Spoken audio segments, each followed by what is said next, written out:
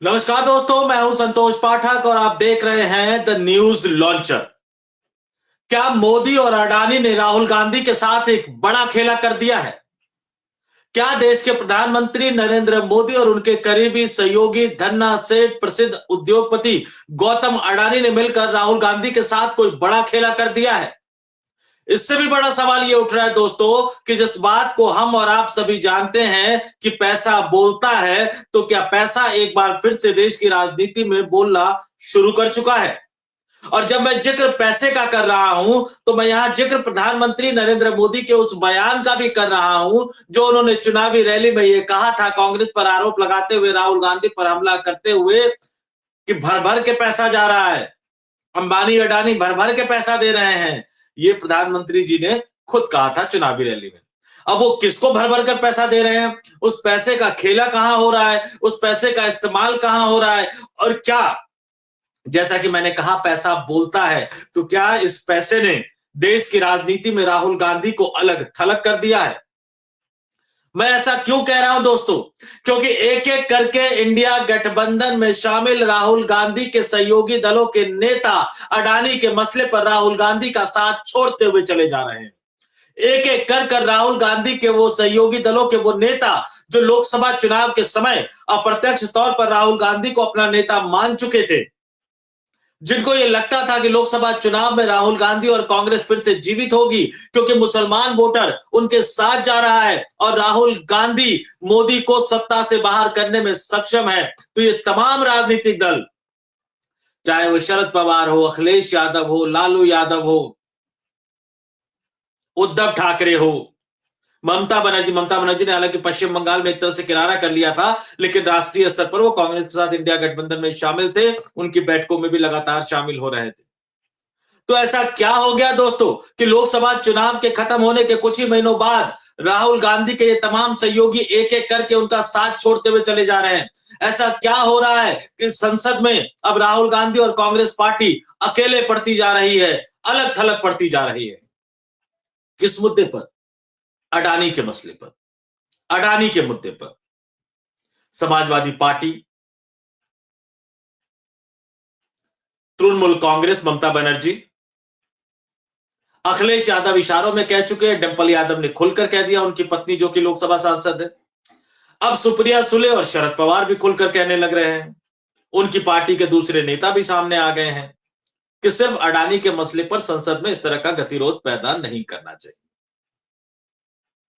हम आपको इन बयानों को बताएंगे, हम आपको यह बताएंगे कि आखिर यह मुद्दा उठ उठकर उभर उभर कर सामने क्यों आ रहा है। लेकिन उससे पहले मैं आपको याद दिलाऊंगा कि ये वही देश है जिस देश में बोफोर्स के मुद्दे पर आरोप लगा था राजीव गांधी के ऊपर। वीपी सिंह जो उनकी सरकार में मंत्री हुआ करते थे, वो जेब से पर्ची निकालते थे चुनावी जनसभाओं में और कहते थे कि उनके पास स्विस बैंक खाते का नंबर है। बाद में हालांकि अदालत ने दूध का दूध और पानी का पानी कर दिया, लेकिन भ्रष्टाचार के आरोप के कारण जिस राजीव गांधी को 1984 के लोकसभा चुनाव में 415 लोकसभा सीटें मिली थी, 89 में उन्हें हार कर सत्ता से बाहर होना पड़ा।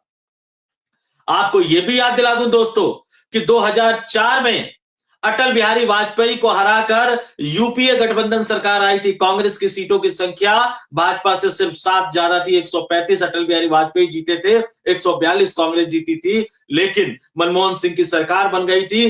2009 के चुनाव में कांग्रेस के सीटों का आंकड़ा 206 तक पहुंच गया था, लेकिन जैसे ही 2011 के बाद एक एक करके भ्रष्टाचार की कलई खुलने लगी, अन्ना हजारे का आंदोलन शुरू हो गया, इंडिया अगेंस्ट करप्शन का आंदोलन शुरू हो गया। 2014 में भ्रष्टाचार के मुद्दों के कारण, या भ्रष्टाचार एक बड़ी वजह मानी जाती है मनमोहन सिंह सरकार की विदाई के लिए, और भ्रष्टाचार के मुद्दे की चपेट में आकर ही 2013 में दिल्ली के विधानसभा चुनाव में कांग्रेस को हार का सामना करना पड़ा। 15 सालों बाद, यहां तक कि दिल्ली के उस समय की लोकप्रिय मुख्यमंत्री शीला दीक्षित को भी विधानसभा चुनाव में अरविंद केजरीवाल के हाथों हार का सामना करना पड़ा इस भ्रष्टाचार के मुद्दे के कारण। अब सवाल उठ रहा है कि क्या भ्रष्टाचार का मुद्दा इस देश की राजनीति के लिए कोई बड़ा मुद्दा नहीं रह गया है? क्या अखिलेश यादव, डिंपल यादव, लालू यादव, अरविंद केजरीवाल, शरद पवार, ममता बनर्जी, क्या इनके लिए भ्रष्टाचार कोई मुद्दा नहीं रह गया है? आखिर ये तमाम राजनीतिक दल उठ उठकर ये क्यों राहुल गांधी को नसीहत दे रहे हैं कि सिर्फ अडानी के मुद्दे पर टिके मत रहो, आगे बढ़ो, बाकी मुद्दों की बात करो? मसला बिल्कुल सही है, महंगाई पर बात होनी चाहिए, बेरोजगारी पर बात होनी चाहिए, युवाओं में जो असंतोष पैदा हो रहा है उसकी बात होनी चाहिए, मणिपुर की बात होनी चाहिए, संभल में जो कुछ हो रहा है उसकी बात होनी चाहिए। अब तो डीएम साहब बिजली की चोरी पकड़ने पे निकल गए हैं संभल में। आपने वीडियो देखा होगा, सुबह-सुबह निकल गए हैं मुस्लिम इलाकों में। पता नहीं बाकी इलाकों में वो कभी निकलते हैं कि नहीं निकलते हैं बिजली चोरी पकड़ने के लिए। इन तमाम मुद्दों पर चर्चा होनी चाहिए, आप कहिए इस बात को। लेकिन जब ये कहते हैं और उसके साथ-साथ शरद पवार का ये बयान आता है कि नहीं व्यापारिक मुद्दों पर चर्चा नहीं होनी चाहिए, तो क्या भ्रष्टाचार इस देश की राजनीति के लिए कोई बड़ा मुद्दा नहीं रह गया दोस्तों? क्या भ्रष्टाचार के खिलाफ बात करने वाला, भ्रष्टाचार के खिलाफ मुहिम चलाने वाला नेता इस देश में अब अलग-थलग पड़ जाएगा दोस्तों? और जब मैं शरद पवार का जिक्र कर रहा हूं तो याद कीजिए उनके भतीजे अजीत पवार, जिन्होंने महाराष्ट्र में एनसीपी के संगठन को खड़ा करने में महत्वपूर्ण भूमिका निभाई। शरद पवार तो दिल्ली की राजनीति कर रहे थे, अजीत पवार महाराष्ट्र में बैठ के महाराष्ट्र की राजनीति कर रहे थे, लड़ रहे थे, पार्टी संगठन को खड़ा करने के लिए लड़ रहे थे। उन्होंने बयान दिया था कि 2019 में जब पहली बार वो देवेंद्र फडणवीस की सरकार में उप मुख्यमंत्री बने थे, इस समय उद्धव ठाकरे ने भाजपा गठबंधन का साथ छोड़ दिया था। उस समय महाराष्ट्र में भाजपा और एनसीपी को साथ लाने में, भाजपा शरद पवार अजीत पवार को साथ लाने में अडानी साहब ने ही महत्वपूर्ण भूमिका निभाई थी। तो क्या शरद पवार अब उस मित्रता का कर्ज चुका रहे हैं या इसके पीछे वजह कुछ और है? क्या शरद पवार अपने दोस्त को बचाने की कोशिश कर रहे हैं या इसके पीछे वजह कुछ और है? आप पूरा सीक्वेंस देखिए दोस्तों, किस तरह से नेताओं के बयान आने लगे। तृणमूल कांग्रेस की तरफ से बयान आया कि एक अडानी की बात कर रहा है, एक सोरोस की बात कर रहा है, हम अपनी बात कब करें। डिंपल यादव की तरफ से बयान आया समाजवादी पार्टी की तरफ से कि ये कोई बहुत बड़ा मुद्दा नहीं है, सदन चलना चाहिए, सदन चलते रहना देना चाहिए। उसके बाद सुप्रिया सुले और शरद पवार का बयान, ये सब बयान तो खुल के आए हैं दोस्तों। जरा पर्दे के पीछे जाइए, क्योंकि राजनीति में जो कहा जाता है वो कई बार होता नहीं है और जो कई बार वास्तविक रूप से होता है वो कहा नहीं जाता है। आखिर ऐसा अचानक क्या हो गया कि इंडिया गठबंधन में शामिल विपक्षी दल ममता बनर्जी को इंडिया गठबंधन का नेतृत्व देने के लिए जुट गए हैं? आखिर ऐसा क्या हो गया कि कल्याण बनर्जी जो टीएमसी के सांसद है वो संसद भवन परिसर में ये कहते हैं कि राहुल गांधी और कांग्रेस ने हरियाणा और महाराष्ट्र के विधानसभा चुनावों में उन्हें निराश किया है, कांग्रेस लगातार हार रही है और अब समय आ गया है कि कांग्रेस को, इंडिया गठबंधन के सभी लोगों को, खासतौर से उन्होंने कांग्रेस का जिक्र किया कि अपना अहंकार छोड़कर ममता बनर्जी को नेता मान लेना चाहिए। दिल्ली से दूर पश्चिम बंगाल में ममता बनर्जी इंडिया गठबंधन के नेतृत्व पर दावेदारी भी ठोक देती है दोस्तों। फिर पटना से लालू प्रसाद यादव का बयान आता है कि हां, ममता बनर्जी को नेता माना जा सकता है। उसके बाद ममता बनर्जी धन्यवाद भी कर देती है, अभी तक आधिकारिक घोषणा नहीं हुआ है, लेकिन धन्यवाद भी कर देती है। एक तरफ ये सारे राजनीतिक दल के नेता और अखिलेश यादव तो गाए बगाए बयान देते ही रहते हैं कांग्रेस के रवैये को लेकर, तो एक तरफ ये सारे राजनीतिक दल के नेता जो राहुल गांधी के अगल बगल बैठकर मोदी को हराने की, लोकसभा चुनाव में हराने की रणनीति बनाया करते हैं, इनके सांसद लोकसभा के अंदर, संसद भवन के अंदर खड़गे साहब जो कि कांग्रेस के राष्ट्रीय अध्यक्ष हैं, उनके कमरे में बैठकर सरकार को घेरने की रणनीति बनाते हैं। लेकिन इसके बावजूद एक तरफ ये दल राहुल गांधी को नसीहत देते नजर आते हैं कि अडानी के मुद्दे पर ज्यादा फोकस मत करो, अडानी को बड़ा मुद्दा मत बनाओ, और आप जो रोजाना संसद भवन परिसर में सदन के अंदर और सदन के बाहर जो अडानी के मसले पर प्रोटेस्ट कर रहे हो वो ठीक नहीं है। और दूसरे ही सुर में ये नेता फिर ये भी राग अलापने लगते हैं कि राहुल गांधी इंडिया गठबंधन का नेतृत्व नहीं कर पा रहे हैं, तो इंडिया गठबंधन का नेतृत्व अब ममता बनर्जी को देना चाहिए। क्या अडानी इसके पीछे बड़ा फैक्टर है दोस्तों? और अडानी किस तरह से बड़ा फैक्टर बन सकता है मैं आपको बताऊं दोस्तों कि इससे पहले जब कांग्रेस की राज्य सरकारें हुआ करती थी राजस्थान में, अशोक गहलोत को भी बड़ी परियोजना दी गई थी। छत्तीसगढ़ में कांग्रेस की सरकार हुआ करती थी, भूपेश बघेल साहब को भी बड़ी परियोजना दी गई थी और उस समय भी यह कहा गया था कि अडानी इन दोनों मुख्यमंत्रियों के जरिए गांधी परिवार तक पहुंचना चाहते हैं, खासतौर से राहुल गांधी तक पहुंचना चाहते हैं। कहा गया कि विदेशी धरती पर यह खबर भी निकलकर सामने आई दोस्तों कि विदेशी धरती पर अडानी राहुल गांधी से मुलाकात करने तक के लिए पहुंच गए थे। मुलाकात जस्ट होने ही वाली थी कि राहुल गांधी ने अपने उस करीबी को फटकार लगा दी कि मुझसे बिना पूछे तुमने बुला क्यों लिया। तो क्या ये सारी कवायद जब कांग्रेस के अंदर से कोई रास्ता निकलकर नहीं सामने आ पाया राहुल गांधी तक पहुंचने का, राहुल गांधी को कन्विंस करने का, राहुल गांधी को मनाने का, या यूं कहा जाए कि राहुल गांधी को चुप करने का, तो क्या अब कांग्रेस के सहयोगियों का इस्तेमाल कर रही है सरकार?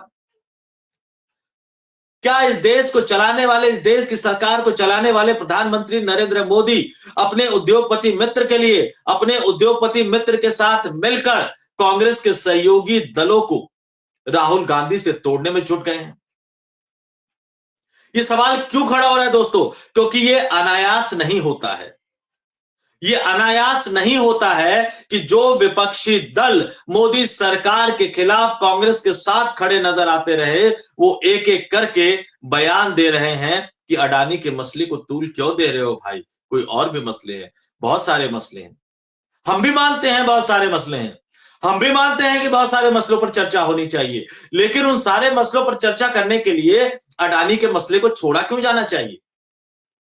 अमेरिका जैसे देश में, जो दुनिया का सबसे ताकतवर लोकतांत्रिक देश माना जाता है दोस्तों, अमेरिका जैसे देश में दुनिया के सबसे पुराने और सबसे बड़े और सबसे विशाल लोकतांत्रिक देश भारत के प्रधानमंत्री के करीबी मित्र के खिलाफ एफआईआर दर्ज हो जाती है। क्या यह भारत की संसद के लिए बड़ा मुद्दा नहीं होना चाहिए?